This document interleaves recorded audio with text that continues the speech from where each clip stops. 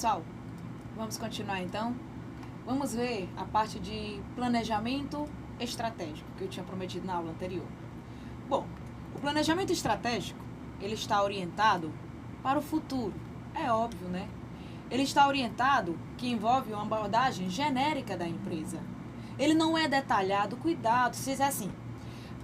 O planejamento que vai definir as características do produto é o planejamento estratégico? Não. Quem faz algo detalhado, quem faz algo minucioso, é o planejamento operacional. O estratégico, ele vai definir as diretrizes da empresa, ele vai orientar como é que a empresa como um todo deve atuar, tá certo? Ele está relacionado com a adaptação da empresa. A adaptação da empresa ao longo prazo. Ele tem um comportamento global, compreensivo e sistêmico. Quando a gente fala global, é genérico. Compreensível porque ele vai orientar as ações de todos os outros departamentos. E sistêmico, por causa que a gente tem duas características em relação ao sistêmico, o interno e o externo. Em relação ao interno, que o sistêmico ele se visualiza de uma maneira como um todo, integrado. Tipo assim, eu não posso dar aumento de salário se o departamento financeiro não aprovar. O departamento de vendas não pode cumprir ou prometer, né, um prazo de entrega de 15 dias se o departamento de estoque não tiver o material em estoque. Então, é uma visão sistêmica interna. Todos os departamentos funcionam de maneira integrada. E qualquer coisa no meio interfere, de uma maneira positiva ou negativa ao sistema. Tá certo? Muito bem.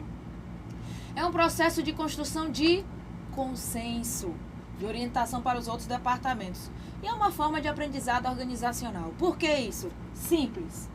Quando a gente tem um departamento, uma empresa, um organograma, o pessoal lá de cima tem mais as habilidades conceituais. Inclusive, nós já vimos isso na parte de conceitos básicos. Quanto mais eu subo na minha estrutura, maior é a habilidade conceitual, teórica exigida. Quanto mais eu desço, maior é a habilidade técnica exigida. Então, quando o pessoal lá de cima vai elaborar e trabalhar alguma coisa, criar alguma coisa, vai tomar em consideração as informações do pessoal lá de baixo. E eles vão orientar o pessoal lá de baixo. Então, a gente tem aqui o que a gente chama de circuito duplo de comunicação. Circuito duplo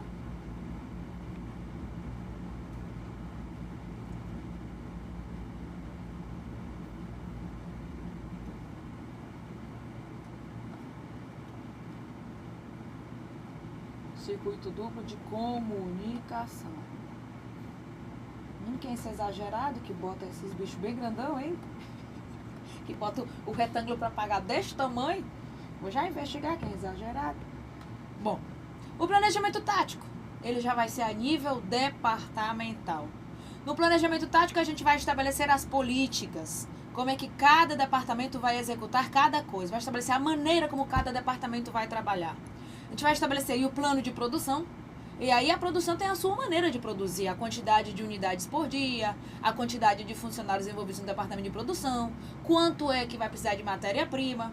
Vamos ter o planejamento financeiro, quanto é que ele vai usar para poder subsidiar toda a parte de produção, vendas, parte comercial, todos os outros departamentos. Os planos de marketing, que vão procurar divulgar, construir uma imagem positiva da empresa, atrair clientes, manter uma receita que permita que a empresa consiga sobreviver e crescer. E o plano de recursos humanos, onde lá eu vou estabelecer quantos funcionários eu preciso, quando, com que treinamento, a motivação necessária. Então, o planejamento tático eu vou estabelecer os outros planos. No concurso do MPU 2010, muita gente estava perguntando, muita gente não, caiu uma questãozinha na prova falando de políticas.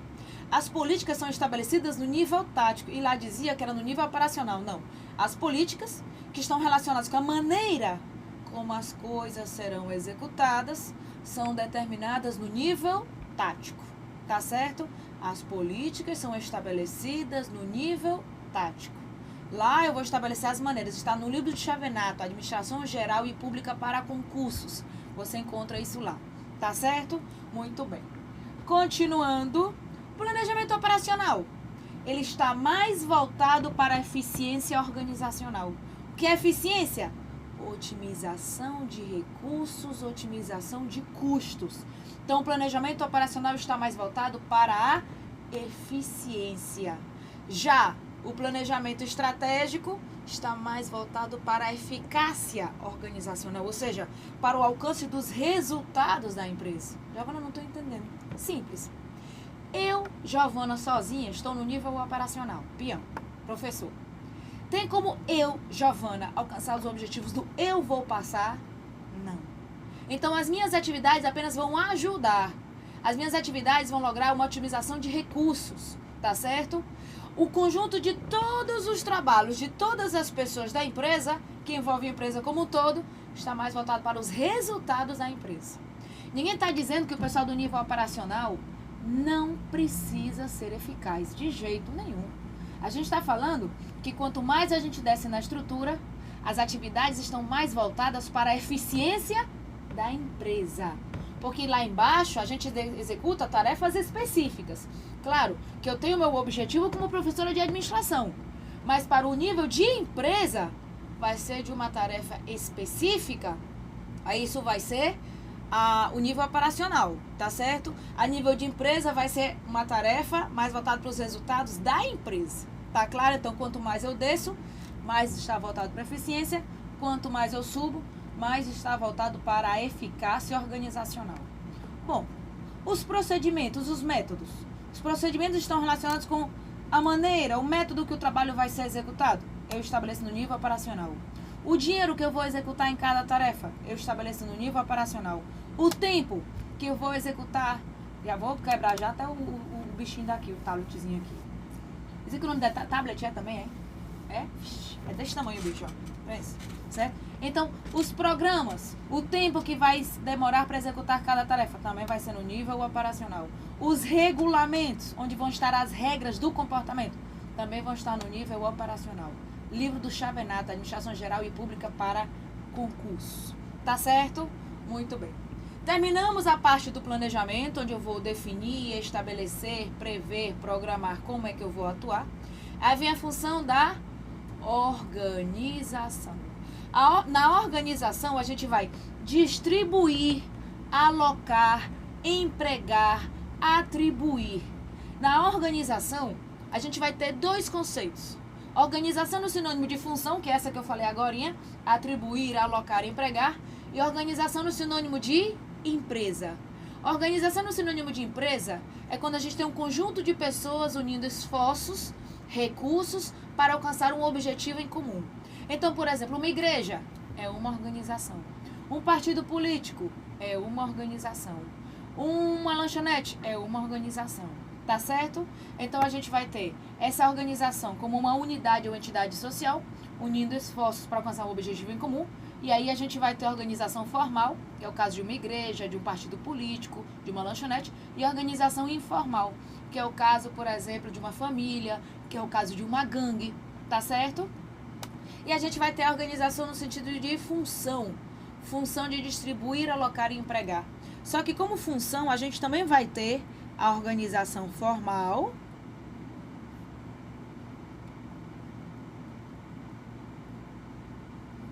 e a organização informal.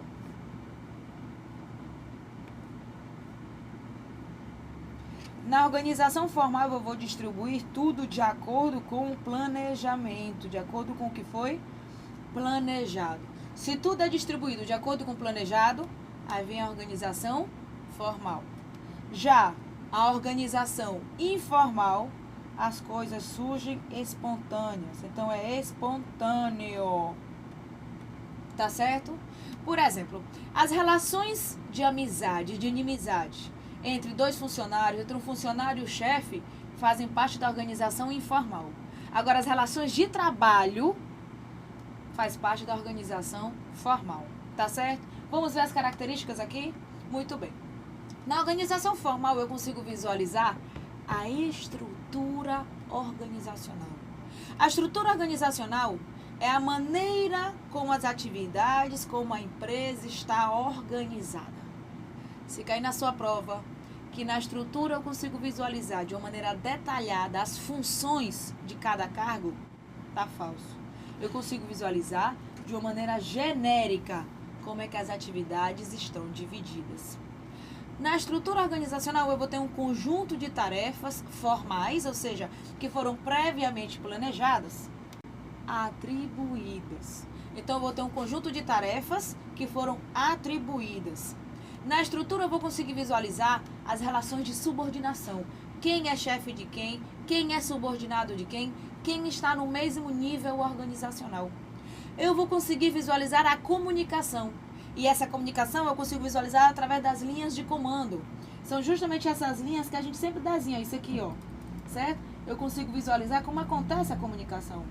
E essa comunicação permite assegurar uma coordenação e uma liderança também, tá certo? Porque liderança, se a gente for para o conceito de liderança, é a capacidade de influenciar a pessoa, de convencer os indivíduos a executarem uma tarefa através da comunicação organizacional, tá certo? Então, a comunicação, ela serve para assegurar a coordenação e a liderança. A estrutura, ela assegura um controle vertical, um controle em cima das atividades, um controle em cima dos departamentos da empresa. Tá certo? Perfeito. Nessa estrutura vertical, com níveis organizacionais, eu consigo visualizar a hierarquia administrativa, as relações de mando e de subordinação. Eu consigo visualizar também a divisão do trabalho. O que é divisão do trabalho? É pegar uma... Presta atenção que foi a questãozinha do CESP. É pegar uma tarefa complexa e dividir em atividades mais simples. A divisão do trabalho leva ao que a gente chama de especialização. O indivíduo se torna especialista no assunto. A cadeia de comando, as relações de mando. Eu vou ter dois princípios aqui. O princípio de unidade de comando. Cada subordinado só recebe ordens de um único chefe. Esse é o princípio unidade de comando. Cada subordinado só recebe ordens de um único chefe.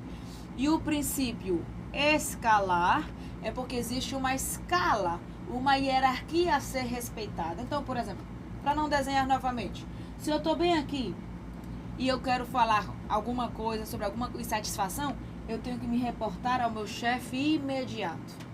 Claro, se ele não resolver, aí eu vou para o outro lado de cima. Mas existe uma escala hierárquica a ser respeitada. Esse vai ser o princípio escalar, tá certo? A autoridade. A autoridade é o direito de mandar e o direito de exigir obediência. A autoridade, direito de mandar e direito de exigir obediência. Essa autoridade é devida ao cargo que o indivíduo ocupa. É o que a gente chama de autoridade formal, autoridade burocrática. Ela é decorrente de uma posição, de acordo com o cargo. Ela flui de cima para baixo e ela deve ser aceita pelos funcionários. Nem sempre é aceita, mas ela deve ser aceita pelos funcionários. E ela flui de cima para baixo. Tá certo? Muito bem. E aí eu quero que vocês tenham bem clara a diferença entre atribuição, delegação, descentralização. Tá certo? Vamos aqui. Descentralização. Tá aqui uma estrutura.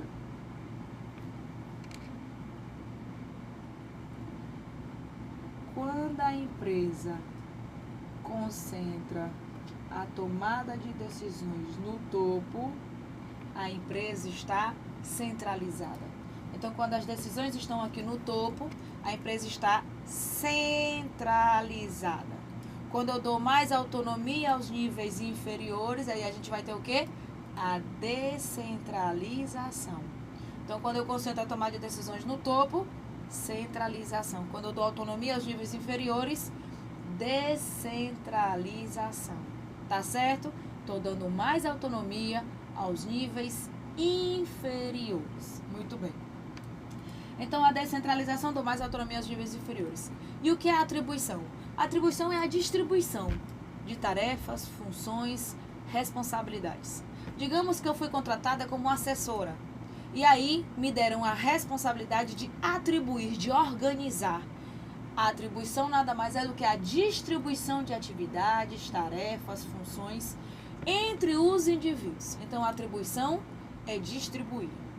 Delegação é atribuir, ou seja, distribuir para subordinados.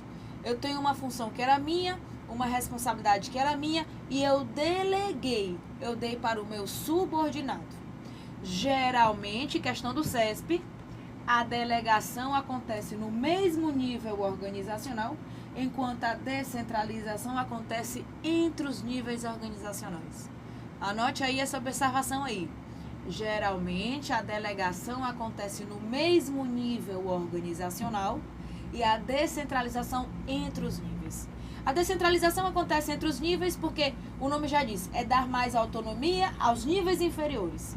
Então, se está centralizado, está no topo. Se está descentralizado, está nos níveis inferiores.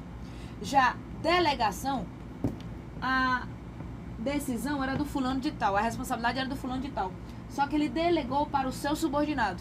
Então, geralmente acontece no mesmo nível, geralmente. Por que diz geralmente? Pode existir o caso que apenas uma pessoa ocupa o departamento aqui, e aí se ele for delegar, ele vai ser entre os níveis. Mas geralmente é no mesmo nível. Inclusive foi questãozinha de prova. Porque é impossível que um indivíduo ocupe, é impossível que apenas um indivíduo ocupe um departamento. Não, não é impossível, não existe esse tipo de regra. Tá certo? Então, geralmente a delegação é no mesmo nível e a descentralização entre os níveis. Muito bem. Continuando.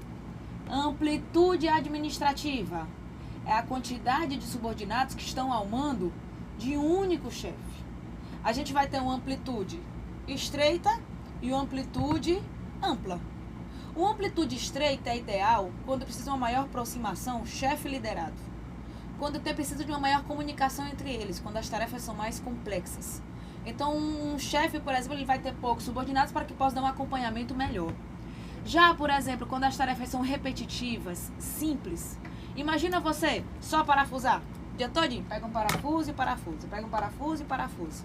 Então, essa atividade, ela é simples. Essa atividade é repetitiva. Será que precisa de uma boa aproximação chefe e subordinado? Não. Então, ele pode ter uma maior quantidade de pessoas a seu mando. Tá certo? Quando a gente fala de organizações altas, a gente está falando de organizações com muitos níveis organizacionais. A tendência hoje é que as organizações, as empresas estejam achatadas, que quem toma a decisão esteja mais próximo da ação, para que seja uma gestão mais participativa. Então, a tendência é que tenhamos uma horizontalização das estruturas. Essa é a tendência. Ninguém está falando, é impossível que existam organizações verticais. Ninguém falou isso. Foi o que a gente falou. Antigamente, essa divisão do trabalho exagerada caracterizava as estruturas verticais, com muitos níveis organizacionais, como é o caso da burocracia. A tendência é uma descentralização, a tendência é uma horizontalização, é um achatamento, uma redução da estrutura. Tá certo? Bom, quando a gente fala de centralização e descentralização, vamos aprofundar aqui. A centralização, ela apresenta mais vantagens quando a empresa é pequena. Ela permite um melhor controle global, já que a gente vai ter os mesmos parâmetros para a tomada de decisões. Só uma pessoa vai tomar a decisão, então os critérios utilizados são únicos. Então ele permite uma maior uniformidade das decisões da empresa. Ela termina sendo mais barata, já que só uma pessoa toma a decisão, eu não preciso contratar pessoas altamente capacitadas e que terminam ganhando mais nos níveis inferiores. Eu posso contratar pessoas com menos conhecimento, já que só uma pessoa vai tomar a decisão. Quando a gente fala de novas tecnologias, qual é a tendência? Pequenas empresas centralizadas e grandes empresas descentralizadas. Essa é a tendência. Só que as novas tecnologias estão permitindo que as empresas grandes fiquem centralizadas. Porque hoje você pode estar do outro lado do mundo. Você pode estar do outro lado do mundo, mas você está se comunicando com os seus funcionários. Antigamente não. Então qual era o problema quando a empresa ia crescendo? Questãozinha da FCC. Vai congestionando as linhas de comunicação. Então, como só uma pessoa toma a decisão e a empresa está grande, então vai congestionando as linhas de comunicação. Só que as novas tecnologias permitem hoje em dia que a empresa esteja grande e centralizada. Mas qual é a tendência geral? Pequena empresa centralizada, grande empresa descentralizada. Tá certo? Então, como com o tempo termina surgindo a necessidade de uma maior agilidade, de maior flexibilidade, de uma maior adaptação às mudanças, porque você imagina, se tudo que for acontecer dentro da empresa vai depender da autorização do chefe, então termina surgindo a necessidade de dar mais autonomia aos níveis inferiores. Então aí surge a necessidade da descentralização. A descentralização ela permite uma maior agilidade, já que as decisões vão ser tomadas próximo de onde acontece a ação. A gente vai ter uma maior independência, uma maior autonomia de cada departamento. E isso tem como vantagem que cada departamento termina sabendo exatamente como resolver o seu problema. Não fica esperando que o outro, que às vezes não sabe nem o que é que está acontecendo do departamento, tome a decisão. Então ele permite uma melhor resolução, uma melhor compreensão da sua atividade, do seu problema. Tá certo? As novas tecnologias estão permitindo que as empresas pequenas fiquem descentralizadas.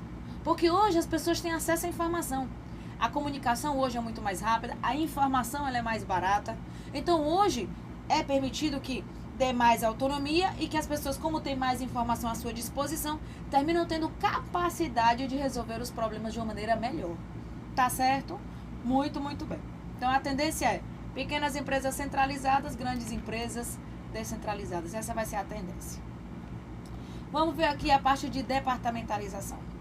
A departamentalização está associada com a especialização horizontal da estrutura. Por que a especialização horizontal? A departamentalização, ela surge em decorrência da divisão do trabalho. Departamentalização nada mais é do que o agrupamento de indivíduos em unidades gerenciáveis para facilitar a coordenação e o controle. Se eu não tiver a departamentalização, eu vou ter isso aqui, ó, o chefe e o resto. Mas não pode. Eu preciso desta especialização horizontal. Eu preciso desse agrupamento de indivíduos de acordo com algum critério, seja área geográfica, seja cliente atendido, função executada, seja projeto trabalhado, não importa. Mas eu preciso dessa especialização horizontal. Tá certo? Muito bem. A gente vai ter a estrutura linear, a abordagem linear, a estrutura matricial, a funcional, a mista. Qual é a estrutura linear? A estrutura linear e a funcional são duas tradicionais, certo? Elas existem desde que a administração é a administração.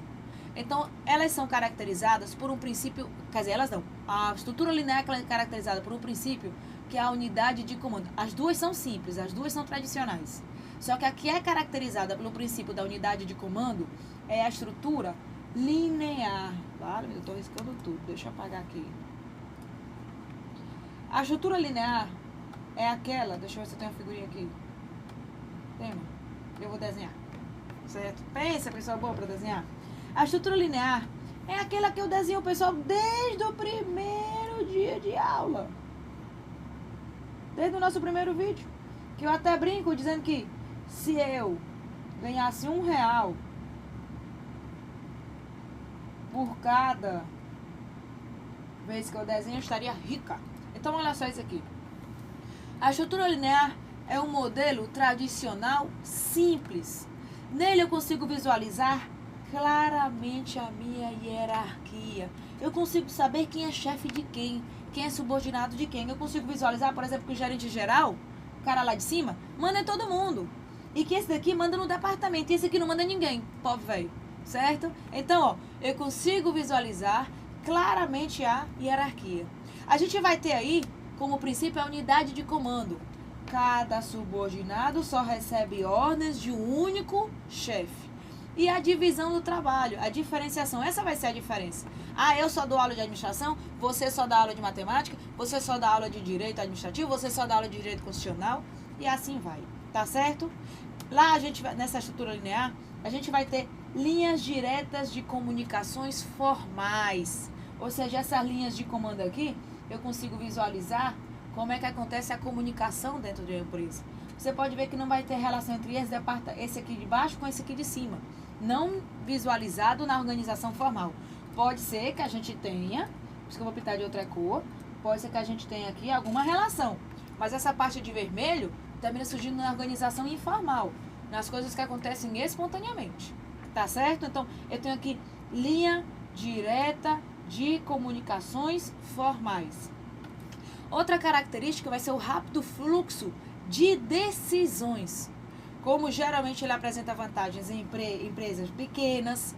Então, como as decisões são tomadas aqui, não tem participação, preste atenção. A decisão torna-se rápida porque não existe participação dos funcionários, caracterizado por ordens vindas de cima para baixo. Então, como não existe a participação, as decisões terminam sendo mais rápidas. Tá certo? E agora foi que eu notei que eu tô sem microfone. Dá pra escutar? Depois de a aula tá terminando, ó, a comédia. Viu? Então, ó, é nessa linha de comando aqui, é nessa empresa aí que ela vai apresentar vantagens quando a empresa é pequena também. Tá claro? Muito bem. Vamos ver as vantagens de cada uma. Vantagem: a aplicação dela é simples, tá certo? Não tem nenhuma dificuldade, eu apenas tenho que organizar o trabalho de acordo com o trabalho que está sendo executado. E aí estabelecer quem vai ser o chefe e quem vai ser o subordinado. Há um sentido claro das tarefas e dos cargos. Sei exatamente o que é que cada um vai fazer, qual vai ser a responsabilidade de cada quem. Há facilidade de comunicação e de ordens, já que cada subordinado só vai receber ordens do seu chefe, então não vai ter o problema da ambiguidade. Só quem manda em mim é o fulano de tal. Se o outro quiser mandar em mim, ele vai para aquele canto. Eu não vou deixar ele mandar em mim, não. As decisões são aceleradas, porque geralmente ele é usado em empresas pequenas, então não permite a participação. A comunicação participativa, ela torna o processo de decisão mais lento, mas em compensação é ideal para resolver situações complexas. Visualizou? A comunicação participativa, ela torna o processo de decisão mais lento. Imagine, ter que comunicar sempre a alguém, mas é ideal para resolver situações complexas. Como a gente vai ter a unidade de comando, cada subordinado só vai receber ordens de um único chefe, a gente vai ter uma fácil manutenção da disciplina, da ordem, da organização dentro da empresa. E, como isso é utilizado em empresas pequenas, como não existe alta participação dos funcionários, aos custos, tá certo? A estrutura linear, se você olhar bem, ela tem muitas vantagens da centralização. É que, na verdade, a estrutura linear, ela é centralizada. Eu concentro as decisões no topo da empresa. Tá certo? Muito bem.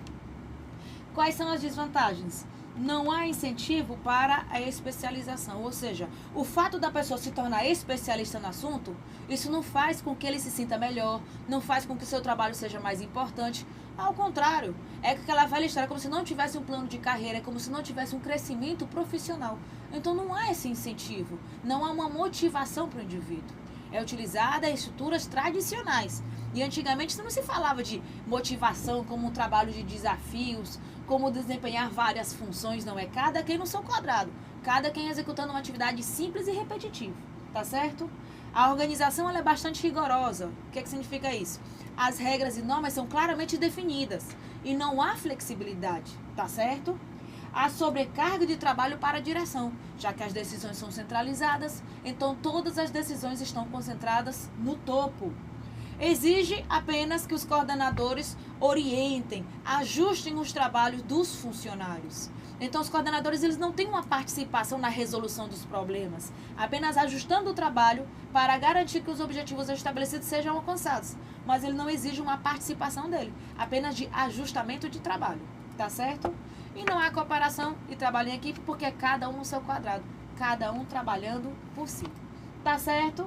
Muito bem. Na próxima aula a gente vai continuar, só que a gente vai ver a estrutura funcional. Tá bom? Um abração a todos.